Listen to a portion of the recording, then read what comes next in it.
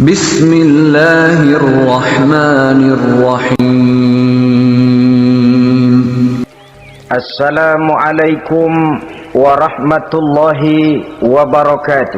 Waalaikumsalam warahmatullahi wabarakatuh. Rezeki artinya pemberian, karunia, given. Bahkan Imam Ali Al-Jurjani menyatakan yang disebut rezeki adalah pemberian, karunia, baik dia konkret maupun abstrak. Nah, kalau demikian soalnya, belum pernah sesaat pun dalam hidup kita ini rezeki pernah berhenti. Belum pernah. Sejak kita bangun tidur sampai kita tidur lagi, kata Mbak Surip,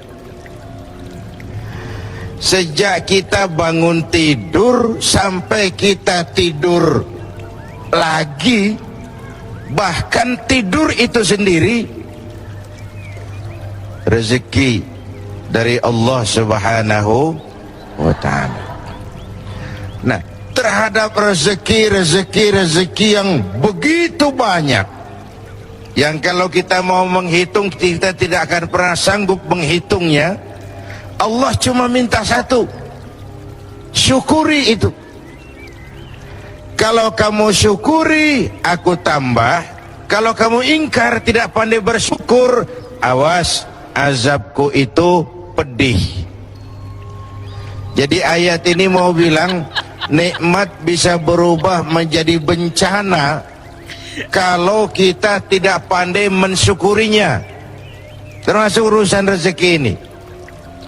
Itu sebabnya saya katakan, orang kaya bisa masuk surga karena hartanya, orang kaya bisa terjungkal ke neraka juga karena hartanya.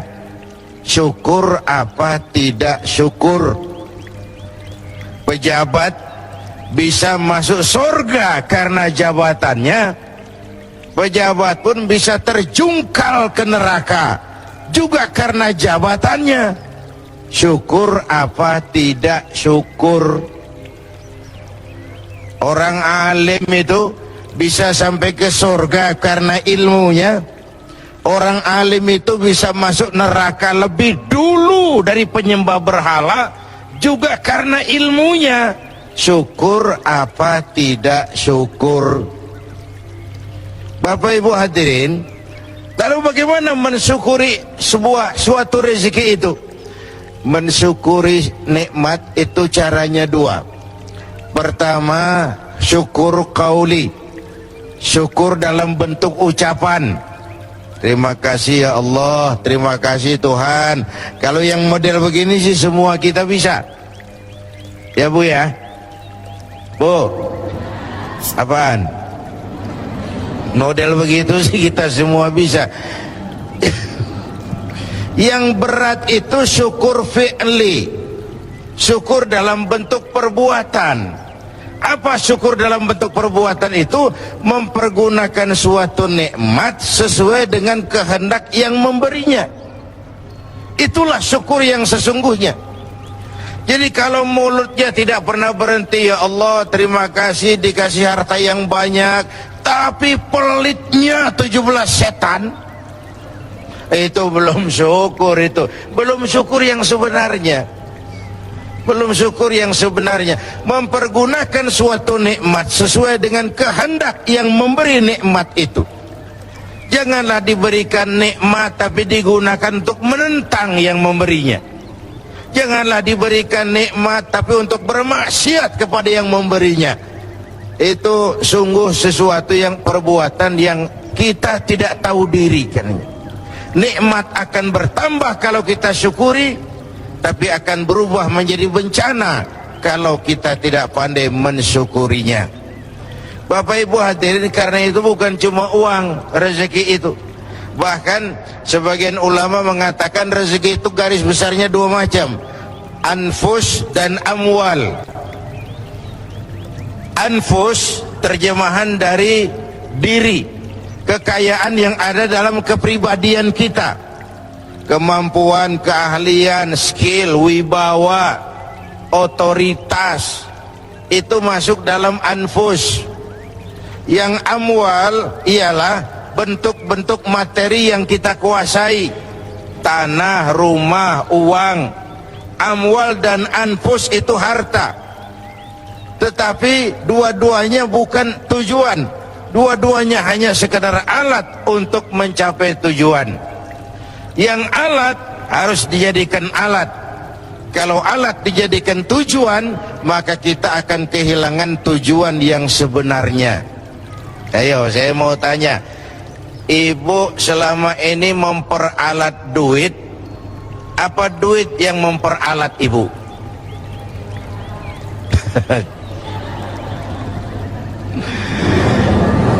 Selama ini kita memperalat harta atau harta yang memperalat kita? Harta memperalat kita. Yang lebih makro, selama ini kita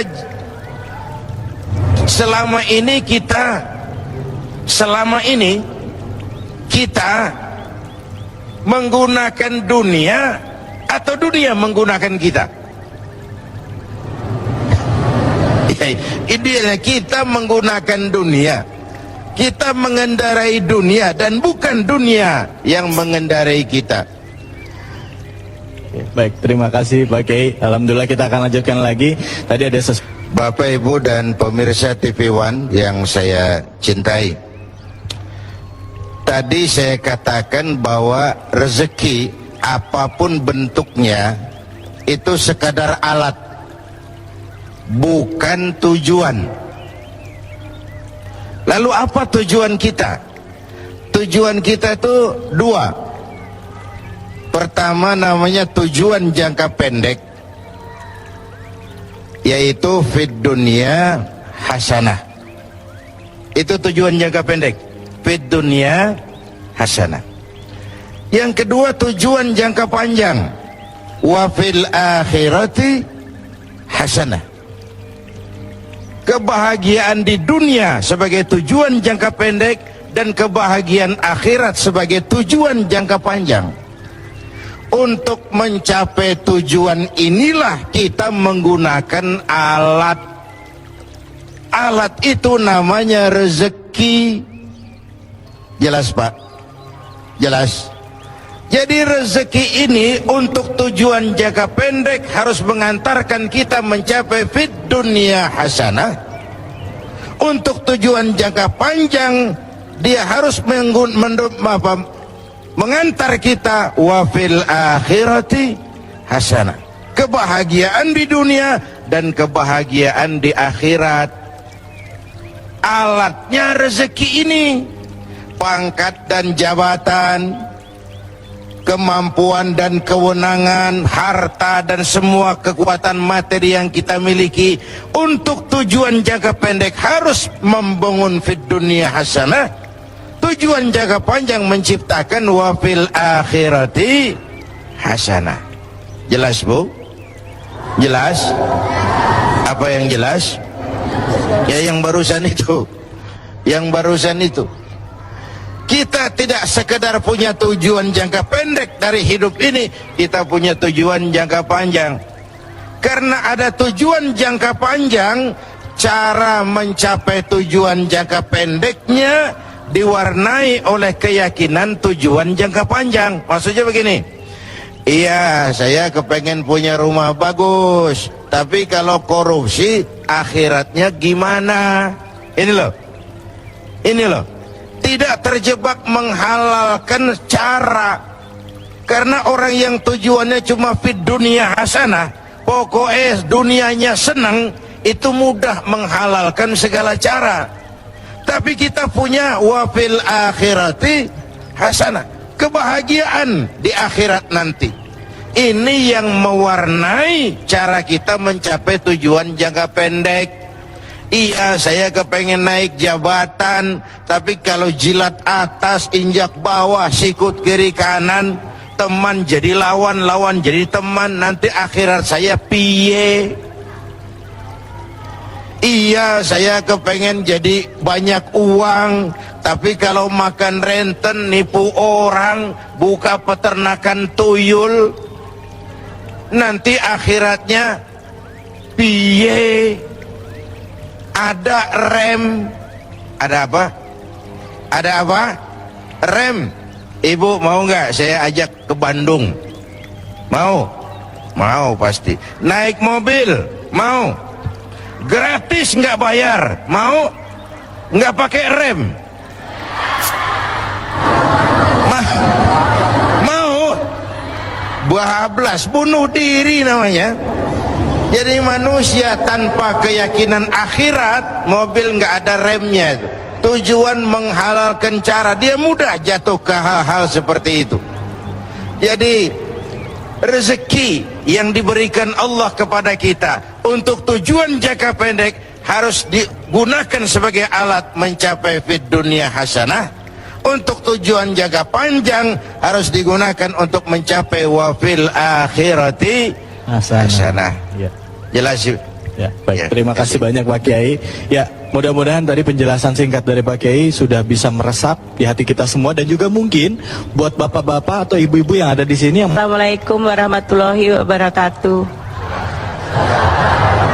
Saya ingin bertanya kepada Bapak Ustadz Zainuddin MZ, bagaimana kita menyikapi mengenai rizki itu sendiri, karena sekarang kan kita susah membedakan antara rizki yang halal dan yang haram gitu. Gitu Ya, Bu. aja Ustadz. Assalamualaikum warahmatullahi wabarakatuh. Waalaikumsalam warahmatullahi wabarakatuh. Silakan Pak Kiai. Gimana membedakannya Pak Kiai? Ya, sebenarnya dalam agama yang halal itu jelas, yang haram juga jelas. Innal halala bayyin wa innal harama bayyin. Barang yang halal jelas, barang yang haram juga jelas. Wa ma bainahuma mustabbihat. Yang antara keduanya itu yang enggak jelas sebenarnya. Remeng-remeng, yang disebut barang syubhat. Syubhat itu lebih baik ditinggalkan. Jadi kuncinya kembali kepada, kalau Anda yakin itu baik, ambil. Tapi kalau Anda ragu, tinggalkan. Tinggalkan yang ragu-ragu itu. Ya, saya kira itu. Baik. Sudah jelas ya Bu ya? Sudah ya. Baik. Sudah langsung aja Pak. Ya. Assalamualaikum warahmatullahi wabarakatuh. Waalaikumsalam warahmatullahi wabarakatuh. Saya ingin bertanya kepada Bapak Kiai Zainuddin tentang masalah definisi rizki atau syukur tadi. Kata Rasul bahwa syukur itu ijra'ul a'dha fi mardatillah, artinya menggerakkan apa yang kita punya di jalan Allah. Nah sekarang bagaimana kalau misalnya orang punya rizki, dia dapat dengan cara tidak halal, kemudian dia sedekahkan di jalan Allah, kira-kira itu sedekahnya diterima enggak oleh Allah Subhanahu Wa Taala? Ya baik, terima kasih, pertanyaan bagus sekali. Dari Bapak siapa ini Pak? Mohon maaf. Nama saya Ustaz Saifullah. Ustaz Saifullah ya, terima kasih Ustaz Saifullah. Ya, silakan Pak Kiai. Pertama, definisi rezeki tadi itu saya kutip dari buku At-Ta'rifat Imam Ali Al-Jurjani. Ya. Ar-rizqu bimakna al-'ata hissiyan kana au ma'nawiyan. Itu. Yang kedua, ada hadis zakku amwalakum bizzakat. Bersihkan hartamu dengan bayar zakat. Tapi yang dibersihkan itu harta yang bercampur sedikit-sedikit. Tapi kalau jelas haramnya, tidak mungkin kita mencuci najis. Najis tidak bisa dicuci. Sarung kena najis, sarungnya bisa dicuci. Tapi najis, mencuci najis tidak mungkin. Nah, dengan kata lain, tidak boleh mencuri sarung walaupun niatnya untuk sholat. Hadis masyhur, Innallaha thayyibun la yaqbalu illa thayyib. Allah itu baik dan hanya menerima yang baik-baik saja. Jadi hasilnya tidak halal dibelanjakan ke jalan halal, itu tidak benar. Tidak bisa seperti itu. Terima kasih. Terima kasih banyak Pak Kiai. Ya, subhanallah. Ya, mudah-mudahan ini jadi bahan renungan buat kita semua. Ya, walaupun kita mungkin punya niatan baik, tapi cara menerima rezekinya itu tidak baik. Walaupun kita sumbangkan ke masjid ataupun ke misalnya ke badan amil zakat, itu tidak diterima gitu Pak Kiai jadinya ya. Iya, kalau ini kan jadi trendy, korupsi aja nanti nyumbang masjid kan selesai. Nggak bisa. Ya, ini jadi mengambangkan ya. Ya, baik pemirsa, jangan tinggalkan kami karena kami nanti akan kembali lagi. Jadi tetaplah di Tablik Akbar Ramadan sambil kita menyimak sebuah tayangan menarik berikut ini dari kelompok Marvel. Tentang meningkatnya angka kriminalitas. Begini, dalam teori kejahatan itu, kriminal itu muncul karena dua faktor. Dua faktor. Maaf Pak, kalau Bapak kan tenang, CS. Ini juga kereseh nih ini.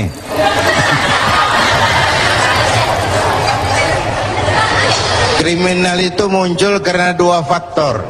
Pertama faktor niat, yang kedua faktor kesempatan. Ya Bu ya. Biasanya kalau dua ini ada, jadi dah. Niat ada, kesempatan ada, jadi. Nah, di antara dua ini yang paling dominan itu faktor niat. Itu yang paling kuat tuh. Kalau niat udah muncul, kesempatan bisa dicari. Kesempatan bisa dibikin. Kesempatan bisa diciptakan. Tapi kalau niat nggak ada, kesempatan seluas apapun nggak bakal orang jadi jahat.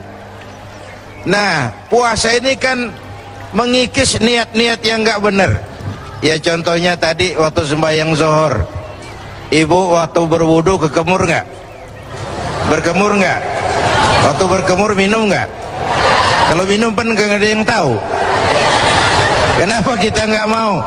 Niat nggak ada, biar orang kagak lihat sekalipun nggak ada masalah.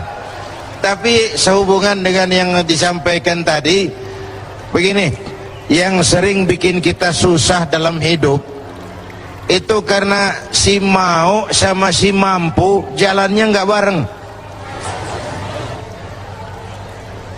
Bu, yang sering bikin kita susah dalam hidup, si mau sama si mampu jalannya nggak bareng.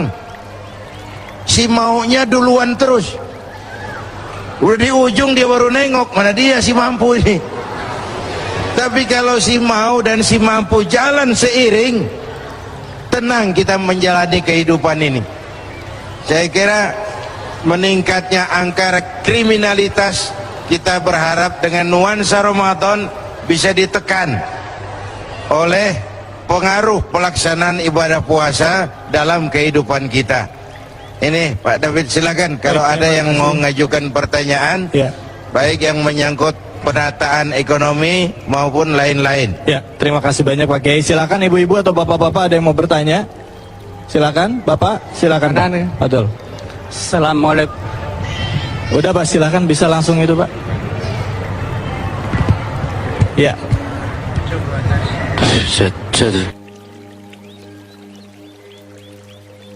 Ya, langsung Pak. Assalamualaikum warahmatullahi wabarakatuh. Waalaikumsalam warahmatullahi wabarakatuh. Saya ingin bertanya kepada Pak Haji. Isi pertanyaan, apa bedanya sunnah dan bid'ah?